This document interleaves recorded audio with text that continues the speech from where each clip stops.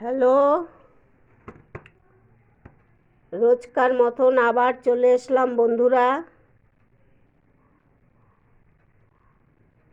তোমাদের কি রান্নাবান্না কমপ্লিট? আমার তো রান্নাবান্না কমপ্লিট হয়ে গেল। আমি রান্না করেছি হলো মটরশুঁটি দিয়ে, পেঁপে দিয়ে, আলু দিয়ে রসা, কুমড়ো সেদ্ধ, ছোলা বাদাম ভেজে ওর মধ্যে মাখা, শুকনো লঙ্কা দিয়ে, বেগুন ভাজা, থোড় ভাজা, ছিম ভাপা।